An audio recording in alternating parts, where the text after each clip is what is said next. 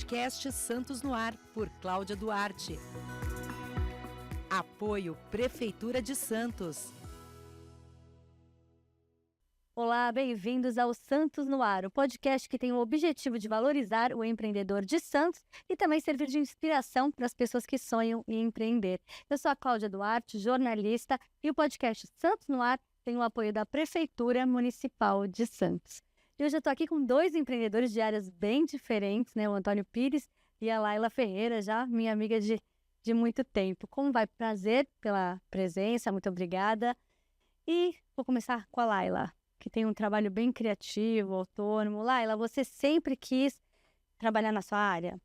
Oi, Cláudia. Primeiro, obrigada pelo convite, adorei. É um assunto que, assim, para mim é muito gostoso de falar.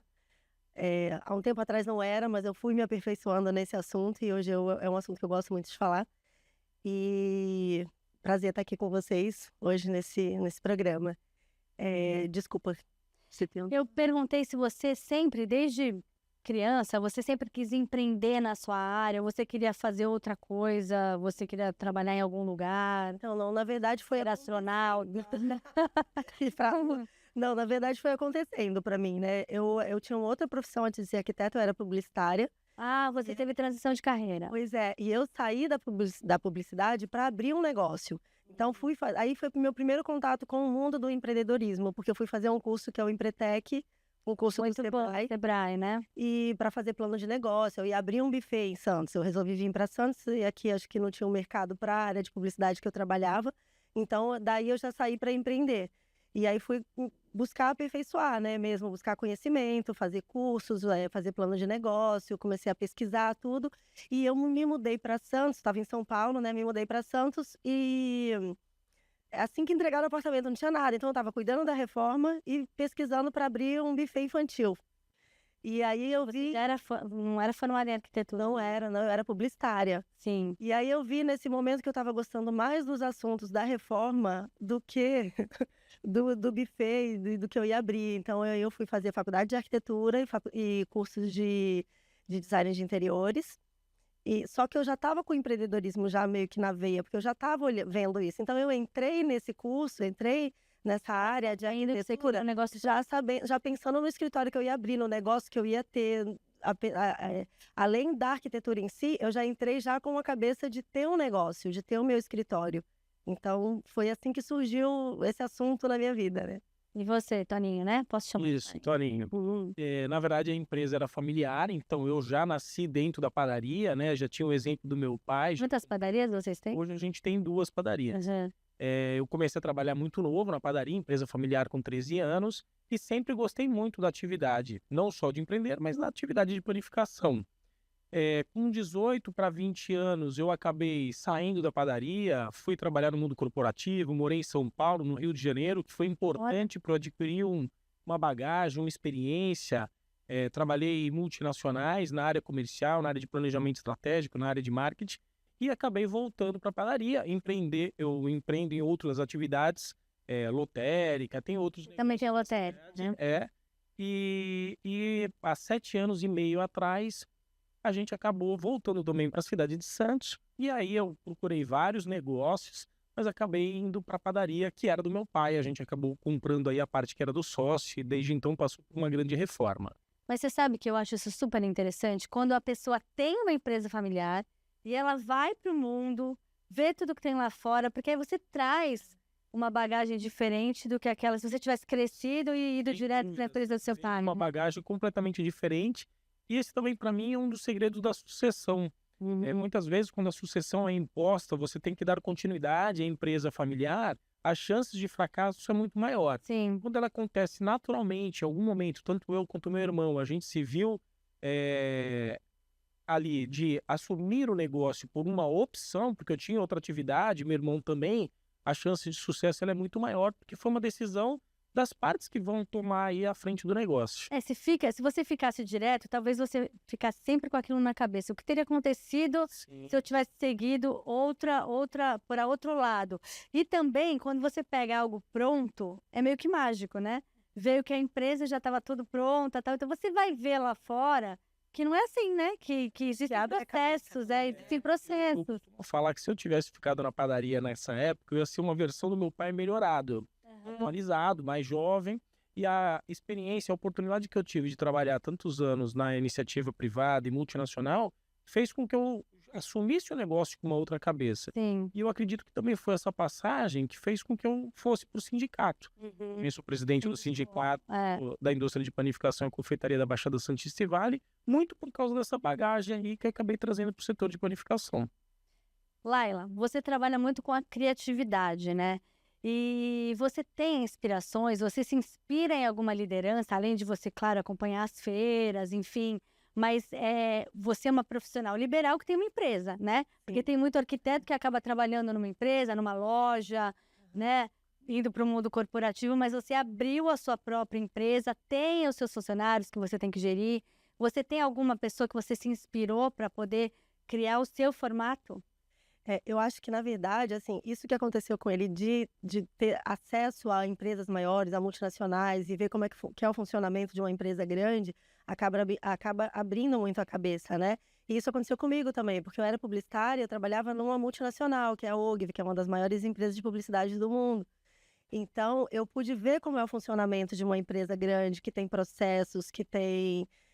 que tem, assim, a forma de lidar com as pessoas, com o cliente. Então, eu fui aprendendo isso um pouco. Talvez, se eu não tivesse passado por uma multinacional, eu não teria a visão que eu tenho hoje do que eu tinha que aprender.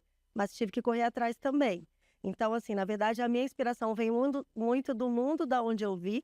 Então, assim, inclusive, eu trouxe questões do mundo da publicidade para a minha área, para a minha forma de criar. Hoje em dia, a forma de criação dentro do meu escritório é completamente diferente dos outros escritórios. Eu trouxe um modelo de criação de uma agência de publicidade para dentro da arquitetura. Isso fez com que eu trabalhe de uma forma diferente, eu entregue um resultado diferente para o cliente também.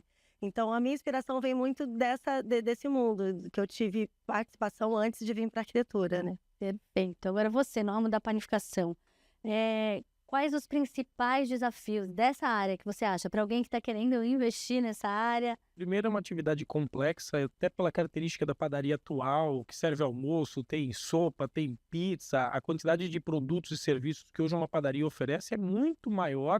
Eu tinha antigamente que era só o pão e leite, o pãozinho francês e o leite. Mas o grande, acho que, desafio do empreendedor hoje é a mão de obra, né? Eu acho que a gente passa por esse processo aí, seja com a geração Z, que a gente precisa se adaptar, entender um pouco melhor, e também os desafios que você tem em lidar com pessoas. Acho que esse é o grande desafio do empreendedor. Hoje, ao todo, eu tenho 70 funcionários. Nossa. Então, são 70 pessoas diferentes, com necessidades diferentes, com perspectivas diferentes, e você precisa lidar com essas pessoas para tirar o melhor de cada um. E acho que esse é o nosso grande desafio no setor de panificação. Todo mundo que vem aqui fala dessa questão da mão de obra, de contratação. Como é você que faz essa triagem? Eu faço essa triagem, tanto eu quanto meu irmão, que é meu sócio. A gente faz todo o processo de recrutamento e seleção. A gente já pensou em terceirizar isso, mas eu acho que perde um pouco a nossa cultura. Né? A gente já tem um DNA muito forte dentro da nossa empresa, né? Principalmente na Arco-Íris, que a gente tem há mais tempo. A outra está passando por uma reforma agora. Então a gente faz e a gente cuida, a gente entende que o processo de pessoas ele é fundamental para o nosso negócio. Muitas vezes a gente olha muito para o cliente, só que o pão que o cliente vai comprar é feito também por uma pessoa que está lá, o atendente também é uma pessoa, então a gente tem que pensar também no nosso público interno. O que você avalia, né, antes de contratar alguém? Depende muito da função. A função mais técnica, padeiro, confeiteiro, pizzaiolo, a experiência é um diferencial. Eu geralmente contrato como avulso 1-2 dias para que a pessoa, além de falar, possa apresentar o trabalho, né? Eu costumo falar que quem trabalha na produção, 3 fatores impactam diretamente o salário. A capacidade técnica, que é o aprendizado que ele teve, a experiência dele. O aspecto comportamental, não adianta ele ser muito bom tecnicamente, ser uma pessoa muito difícil, não conseguir trabalhar em equipe. E a produtividade, também não adianta ele ser muito bom, um cara bacana, e a produtividade dele ao longo da jornada de trabalho dele ser muito baixa. Então, o equilíbrio desses 3 pontos, para quem trabalha na produção, para mim é fundamental para que você tenha, de fato, um bom profissional. Na padaria, acho que o pessoal que atende o público, que tem o contato com o público, tem que ter um tratamento especial, porque senão a pessoa não volta, né? Atendimento é fundamental, né? Até porque muitos dos produtos que a padaria trabalha são produtos básicos que a gente faz em casa. Sim. Então, por que eu vou deixar de fazer em casa para ir até a padaria? Então, o atendimento é fundamental e a padaria tem uma característica de ter uma relação muito próxima com o seu cliente. É a atividade comercial que a gente mais frequenta. Só em Santos, a cada 4 dias, uma população de Santos visita uma padaria, 420 mil pessoas passam nas padarias da cidade a cada 4 dias, e você tem uma relação muito próxima. A gente costuma falar que todo mundo tem sua padaria, né? Você fala, vou na minha padaria. É a padaria de esquina, próximo da sua casa, perto do seu trabalho. Então a gente acaba conhecendo um pouco melhor o nosso cliente, e nenhuma outra atividade comercial tem isso com o cliente, de ter essa proximidade. Muito bom. Laila, o seu trabalho, ele tem um impacto muito forte na qualidade de vida das pessoas, no bem-estar, né? Não é só uma casa bonita. Outro dia eu até respondi uma pesquisa relacionada à arquitetura, em que as pessoas priorizavam. Qual é a tua prioridade quando você entra em um ambiente? É o cheiro, é a organização, é a decoração, a ambientação, as cores. Então, tem muita coisa que você tem que pensar na hora que você está fazendo um projeto, até a parte de ser personalizado, né? De atender às necessidades do cliente. Isso tudo exige um desempenho grande seu e da sua equipe. Você percebe essa mudança na pessoa que muda, que faz um projeto com você e ela te dá esse feedback, olha, estou mais calma, estou produzindo mais, eu estou querendo mais ficar em casa, porque tem isso, né? Tem bastante. Na verdade, assim, o tipo de perguntas que eu faço para o cliente antes de começar um projeto, o briefing, né, que a gente faz no escritório, com o cliente, ele é muito detalhado, ele é muito direcionado. Como eu não faço um projeto sempre igual, o meu projeto vai ser no estilo que o cliente gosta mais, e às vezes ele não sabe dizer, eu sou minimalista, eu gosto de clássico, às vezes não sabe dizer. Então eu tenho formas de buscar qual é o estilo que vai agradar mais a esse cliente. E também como ele vai usar a casa, para eu pensar em como é que eu vou distribuir os ambientes, como é que eu vou fazer a circulação. Então eu tenho formas de buscar isso do cliente para que o projeto fique exatamente no estilo dele, no gosto dele. E assim, o feedback melhor que eu tenho, na verdade, além do cliente usar mais a casa, se sentir melhor, porque realmente muda muito o bem-estar, a questão de bem-estar em relação à casa que ele tem reformada. Mas o melhor feedback que eu tenho é quando o cliente fala, nossa, tá a minha cara. Eu não ia pensar em fazer dessa forma, mas tá a minha cara. E é isso que eu tento fazer. Sim. Deixar exatamente com o estilo dele, E acho que esse é o grande desafio mesmo do arquiteto, né? Porque muitas vezes não é o seu gosto que prevalece como arquiteto, por mais que você tenha estudo, know-how, mas você está fazendo algo único para outra pessoa e que pode ter um gosto completamente diferente do seu, né? Sim, eu acho que com certeza. essa capacidade, apesar do conhecimento técnico de arquitetura, a capacidade de entender o cliente, a necessidade, é um fator preponderante para o sucesso do projeto. É um trabalho até de psicólogo, porque assim, é importante que o projeto tenha a cara do cliente mesmo, e não do arquiteto, né? Porque você não tem aquela fórmula comercial, e tem uma forma... O que eu falo para o cliente é que às vezes eles já vêm com esse resquício de que tem um arquiteto fazendo e acha que não pode pedir alguma coisa específica, mas eu já deixo bem à vontade desde o início. Então eu deixo sempre o cliente que gosta de participar, de fazer comigo, de algumas partes mais assim na finalização, enfeites e tudo, de fazer junto. Então eu vou sentindo também qual é o jeito do cliente. E sentindo, às vezes, quando tem alguma divergência entre o casal, e aí eu tento chegar ali em um ponto comum. Então, assim, acho que já salvei casamento. Olha que legal. Psicóloga mesmo, tá vendo? Psicóloga mesmo. Mas assim... Já vai ter mais cliente agora, hein? Mas acontece muito assim, ó. Já tive uma cliente que eu cheguei para ambientar, no final, assim, na casa, era uma senhora de idade, tem uns netinhos que vão na casa dela e tal. E aí ela tinha uns cristais que ela trouxe de uma viagem, cristais da Boêmia, sabe? Coisa que você não acha hoje em dia, assim, lindas peças dela. E ela, como estava mudando, ela deixou tudo em cima, assim, do rack, numa parte que tinha no rack da TV. Aí quando eu cheguei, ela, não, desculpa, eu só deixei aí, mas pode tirar, eu vou tirar. Eu falei, não, são peças suas, valiosas, vamos colocar ela para uso. Então, assim, algumas a gente deixou a peça sozinha, outras eu deixei, ela colocou bombons para quando os netinhos fossem, eles poderem também mexer ali. Então, assim, vamos mostrar, são lembranças, são recordações. E aí ela ficou feliz, mas ela estava assim, se sentindo meio como se ela estivesse invadindo no espaço do meu trabalho. Sim. Mas não é assim. eu faço, eu tiro foto, vou embora, você que vai ficar ali. Então, se sentir bem com a sua casa, né? Não pode ter só a cara do arquiteto, tem que ter a sua. E essa questão até de ver a idade, a família, se tem animal, se a pessoa tem uma idade mais avançada, é importante que ela tenha um apoio, porque às vezes a pessoa tem medo de tomar banho na própria casa, né? Então tem que ver se precisa de um apoio, tal. Isso garante, eu acho que o arquiteto, né? Contratar um arquiteto é uma economia. Porque às vezes a gente compra o sofá do lugar errado, do tamanho errado, não cabe na sala. O projeto é um planejamento, né? Quando você faz qualquer coisa com planejamento, você vai economizar ou vai deixar de fazer alguma coisa que não ia te agradar e aí já estava pronto, já estava lá, né? Você vê o projeto antes, você vê a sua casa como vai ficar antes de começar a gastar, de começar a comprar. Então, isso pode acabar sendo uma economia se você não vai gastar errado, né? Não vai fazer errado. Verdade. Toninho, o que vende mais? Além do pão, evidentemente, o pão fresquinho, o que vende mais na sua padaria? Porque trabalhar com comida, com alimentação, tem que ter um estoque. Eu queria saber como é que você calcula esse estoque. Lógico que você já tem um know-how, já tem uma experiência, mas o que vende mais lá? Sim, por mais que a padaria tenha aumentado muito o número de produtos e serviços, o pão francês ainda é o que mais vende, corresponde a mais ou menos 27% do nosso faturamento. A gente vende ainda bastante pão francês. Quantos pães por dia? 5.000 pães por dia. Olha. Na Arco-Íris, estou falando de uma das lojas. O segundo produto de panificação é o pão de cará, né, que é queridinho aí de todo santista.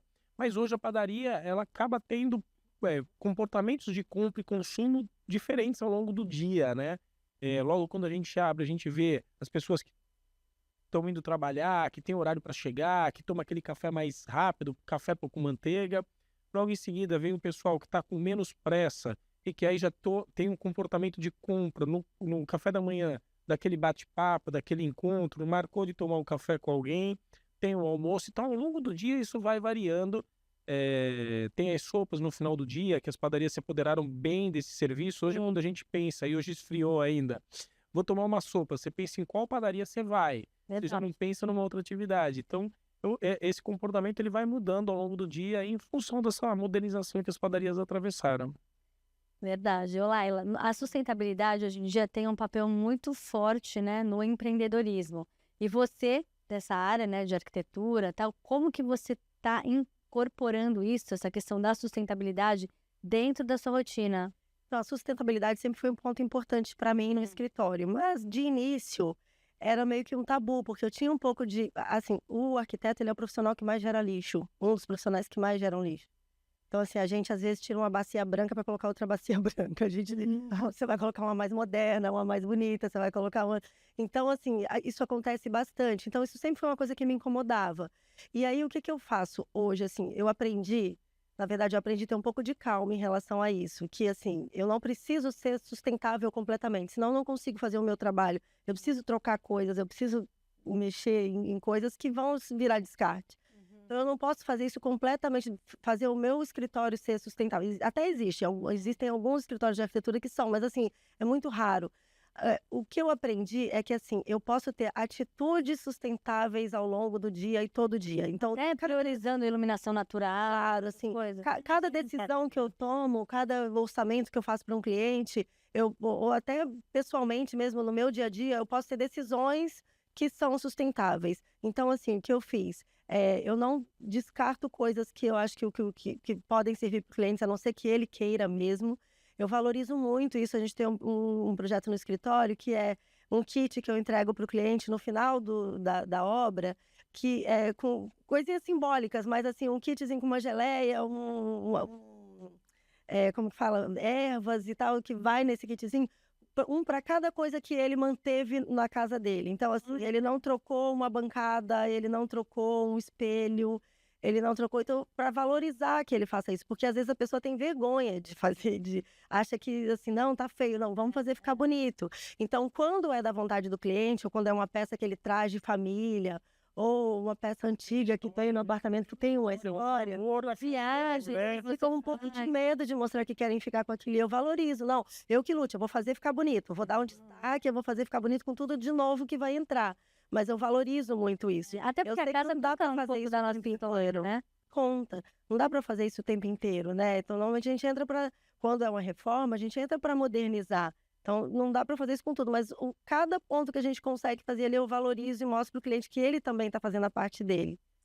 Agora, uma pergunta que eu faço para todo mundo que vem aqui, eu quero que você me responda também da questão do marketing. Você é uma profissional também formada nisso, e eu queria saber como é que você faz o cliente chegar até a tua padaria, a tua lotérica. É claro que você já tem aqueles clientes que vão lá há anos, mas é importante que você sempre atraia gente nova. Como é que você faz esse trabalho? A gente tem hoje as redes sociais, que a gente é bastante ativo, a gente tem canal no YouTube e a gente sempre tem uma parte do nosso investimento destinado a alguma ação de marketing. Ora outdoor, ora... no ano passado a gente fez uma comemoração do Dia do Panificador. Então a gente sempre tem, ao longo do ano, um investimento em ações de marketing, mas de forma perene. A gente tem vários vídeos no canal do YouTube, Padaria Arco-Íris 013, e também nas redes sociais que contam sempre um pouco da nossa história. A gente tem lá a foto da inauguração da padaria em 1951. A gente tem a história dos nossos clientes. A gente muitas vezes está vendendo mais do que um produto ou somente um pão. A gente está vendendo ali um momento de reunião familiar, do café da manhã de domingo, todo mundo junto. Então a gente acaba contando... Utilizando valores também ali, né? Muito pelas redes sociais hoje. Acho que é assim que a gente vem se comunicando com o nosso cliente, além do dia a dia dentro da loja.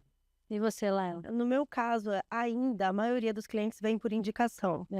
Então, eu sei que eu preciso investir mais nessa questão de marketing, marketing digital, porque assim, eu vim da publicidade, né? Mas hoje em dia é o marketing digital que tem mais chance de trazer mais clientes, né? Eu tenho projetos para fazer trabalhos à distância e, nesse caso, é o marketing digital que vai me trazer. Então, estou buscando mais conhecimento nessa área. Já contratei empresa grande até para cuidar dessa área, mas eu acho que sem o meu conhecimento não funciona muito, então estou correndo atrás de aprender mais. Mas hoje em dia, ainda a maioria dos meus clientes vem por indicação, e graças a Deus eu tenho muita indicação. A maioria dos meus clientes voltam, eu faço outros projetos, me indicam. E vem muito também por network, né? Então, assim, participo muito de grupos, de atividades e as mães da escola, até no almoço com as mães da escola está fazendo network, né? Então, faço bastante, cuido bastante dessa área. Eu brinco com as meninas, às vezes eu saio para almoçar e o bicho tá pegando assim no escritório. Falo, minha função é trazer cliente. E como é que você administra esse tempo? Como é que você administra o seu tempo? Porque o empresário tem uma certa liberdade, mas ele não pode largar, né? Porque ele tem que estar presente. Como é que você administra isso? Porque tem gente que fala, empresário não tem hora, pode sair a hora que quer, voltar a hora que quer. Não é assim, né?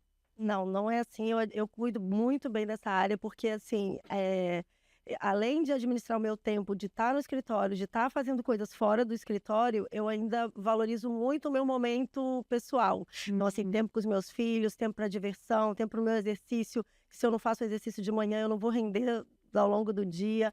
Então, assim, eu valorizo muito isso. E se você não consegue administrar o teu tempo, você não tem tempo para você. Sim. Né? Onde está você no teu dia. Então, eu cuido muito bem disso. Em relação a conseguir sair do escritório, eu tenho uma forma de trabalho com aquilo que a gente estava falando, voltando na gestão de pessoas, é uma área que eu cuido muito bem no escritório. Então, assim, eu sinto que mesmo quando eu não estou, todo mundo tem a função muito bem definida, elas trabalham muito em equipe. E hoje em dia eu acho que a gente consegue trabalhar um pouco mais à distância também, porque está o tempo todo em comunicação com WhatsApp, vídeo. Então, assim, mesmo quando eu não estou lá, eu estou acessível às pessoas que estão fazendo o trabalho, estão me mandando e eu vou vendo, vou pedindo modificações e elas vão fazendo. Então, eu consigo trabalhar muito à distância também. Então, o que tem um lado bom, que você consegue não estar no escritório e estar fazendo outras áreas do trabalho, que é network, que eu preciso ainda ir nas lojas, fazer orçamento, e encontrar com os clientes, ir às obras. Então, eu consigo trabalhar enquanto eu estou fora, mas também tem aquele lado de que você está trabalhando o tempo inteiro, né? Mesmo uma viagem, acaba vendo mensagem, eu cuido muito do meu tempo, mas eu também não me desligo. E eu deixo o cliente muito à vontade para me mandar mensagem. Eu falo que eu vou responder a hora que eu conseguir, mas pode me mandar a hora que quiser. Agora, você tem uma empresa, a Origina, né? Mas você tem o seu nome muito forte, né? A Laila é arquiteta, né? Então, é claro que você tem uma empresa por trás, funcionários por trás. Você, no seu lado empresário e pessoal, você também consegue fazer, porque eu acho que se mistura. Eu olho para a Laila, eu penso na Origina, eu olho para a Origina, eu penso com certeza na Laila. Você consegue fazer essa divisão na parte financeira, essa gestão financeira, ou você mistura, porque hoje em dia dizem que é um desafio, né? fazer essa gestão financeira e não misturar o dinheiro da empresa com o dinheiro pessoa física. Eu acho que isso é um desafio. É um desafio ainda, é um desafio para mim. Mas, ó, se eu ouvisse essa pergunta, acho que há um ano atrás, eu dá licença, mas não posso responder. Assim, mas hoje eu já consigo cuidar um pouco mais disso. É todo um processo, né? Desde que eu comecei a melhorar nessa questão de gestão empresarial, acho que eu foquei primeiro em gestão de pessoas, na gestão do eu, né? Que a gente aprende muito também lá. Mas a parte financeira foi a que eu deixei mais para frente, entendeu? Então, agora que eu estou cuidando melhor disso. Então, hoje eu posso dizer que eu separo. Não tá 100% ainda. De vez em quando eu dou uma bagunçadinha ali, por questões práticas mesmo, de estar com cartão ou não estar com cartão, sabe? Sim, Mas sim. eu sei que eu ainda preciso melhorar em relação a isso, mas, assim, de essência já é separado e eu consigo ter noção, hoje em dia, inclusive, até do tipo de projeto que me traz mais retorno, que antes eu não tinha, do tipo de projeto que me traz mais retorno financeiro. Tem uns que estão trazendo dor de cabeça. Então, a dor de cabeça a gente consegue resolver com gestão de pessoa. É verdade. Então, o cliente também entra como pessoa, os fornecedores, o pedreiro, enfim. Essa parte a gente até consegue resolver melhor em relação a isso. Agora, a parte financeira, eu não tinha, às vezes, muita noção de que tipo de projeto me trazia mais retorno financeiro. Hoje eu tenho. Então, já é muito mais claro para mim aonde para onde seguir, que eu sei que vai ser melhor para o meu negócio, né? Mais saudável para o negócio. Então, hoje eu consigo fazer isso um pouco melhor, mas 100% ainda tem muito que melhorar. Você que tem um sócio, é mais fácil de dividir essa parte do pessoa física e PJ, né? Eu tenho controle, bastante informação por hora, quantas pessoas foram atendidas, ticket médio, quantas pessoas entraram na padaria, quantas transações no caixa a gente tem bastante informação. Acho que isso eu carrego de ter trabalhado em empresa grande. Eu não conseguiria. Monitoramento. Isso tudo é online. Eu aqui no meu celular eu consigo ver quantas pessoas estão passando no caixa agora nesse momento. E todas essas informações faz com que a gente tenha muito controle. Até porque são algumas empresas, a gente não mistura. Eventualmente acontece de que faltou um produto aqui, um insumo, alguma coisa a gente pega emprestado, mas tem que devolver. Não tem isso, não, pega lá então uma lata de leite condensado, pega lá uma caixa de Nutella. Não, a gente devolve, são empresas distintas e a gente não mistura, nem entre empresas, nem pessoa jurídica e pessoa física. A gente é super rigoroso nisso. Bom, muito bom. Mas esse é um erro bastante comum. Muito. Né? Eu, à frente do sindicato, vejo isso, e mesmo no Sebrae, você vê que esse é um dos erros mais comuns que o empresário ainda... Isso às vezes quebra uma empresa, né? Isso. De fazer às vezes você tem uma empresa muito saudável e um empresário muito deficitário na conta pessoa física, né? E aí a empresa é boa e às vezes o gasto, o custo... A pessoa física quebra a empresa. Quebra a empresa. Da onde está indo, né? Para onde está indo. Verdade. Bom, gente, nosso tempo acabou, infelizmente. E assim, eu sempre termino o nosso episódio pedindo dicas para quem está começando, para quem está sem coragem, ou então está com o sonho de empreender. Eu queria que você desse uma dica para o jovem que quer investir nessa área de empreendedorismo. Olha, eu vou falar o seguinte, para pensar bem, porque hoje se vende muito a facilidade, eu acho, e costuma falar muito isso. Hoje parece que é fácil, quer ter sucesso, arrasta para cima, me segue. Faz o curso aqui. E parece que é fácil. Eu vejo, tenho vários históricos, até de ex-funcionários que tentaram empreender e com muito pouco tempo fechou a empresa que se propôs. Então eu acho assim, pense bastante, se planeje, converse com pessoas que já estão trabalhando há mais tempo, tem muito acesso hoje à informação, mas não vá pelos motivos errados. Não vá porque você vai trabalhar menos, não vá porque você não vai ter patrão, não vá por esses motivos, porque a chance de você se frustrar no curto prazo é enorme. Assim, pelo contrário, eu trabalho 24 horas, tenho uns horários meio esquizofrênicos, às vezes 2 horas, em vez de ir para casa, eu vou para a padaria, fazer fechamentos, dar uma olhada. Até que horas funciona a sua A padaria? padaria fecha às 10, mas tem funcionários que ficam na madrugada, 2 padeiros em cada uma das padarias. De manhãzinha. Abrir. Então, às vezes, eu tô saindo, voltando de um restaurante, de um jantar, não tô com sono, às vezes eu vou lá antecipar. Então, eu acho que é isso, assim. Se você tem vontade, disciplina, vá buscar informação e converse com as pessoas que já trabalham na área, que vai minimizar aí as chances que você tem, ou maximizar suas chances de sucesso. Muito obrigada. E você, Laila, qual a sua dica? Então, na verdade, vai na mesma linha, né? Que é buscar informação. Eu acho que assim, tanto para quem está começando, quanto para quem já está um pouco há mais tempo no mercado, está mudando de área, eu acho que uma coisa importante da gente saber é que, seja qual for o grau que está a tua empresa, o ponto de evolução que está a tua empresa, ou mesmo que você esteja começando, ninguém está inventando a roda. Alguém já passou, algum outro empresário já passou por esse momento que você está, tanto na questão financeira, quanto na questão de marketing, quanto na questão de gestão mesmo do negócio, processos. Então, eu acho que as informações estão aí, a gente tem que buscar, é fazer curso, ler livros. Não é muito difícil você buscar na internet quais são os livros mais importantes para você ler dentro dessa área, né, para quem está abrindo empresa. Então, é ler livro, buscar cursos, observar pessoas de outras áreas também, porque às vezes de uma outra área você vê, eu trago coisas da publicidade para dentro da arquitetura. Eu estava vendo hoje um podcast de um cara que tem uma empresa que é uma das maiores que tem no Brasil hoje em dia de marketing digital, e muito que ele trouxe veio da XP, por exemplo, entendeu? Então, assim, você observa o mercado, observa e busca informação. Eu acho que hoje em dia é isso. E faz o que você gosta também, porque eu acho que busca o que você ajuda. Você faz o que gosta, você não trabalha nunca, né? Verdade. Muito obrigada pela presença de vocês. E eu quero avisar todo mundo que nossos episódios novos estão todos os domingos no ar, no site da Tribuna, no Spotify e no YouTube também. O podcast Santos no Ar tem o apoio da Prefeitura Municipal de Santos. Muito obrigada pela audiência e até a próxima. Podcast Santos no Ar, por Cláudia Duarte. Apoio Prefeitura de Santos.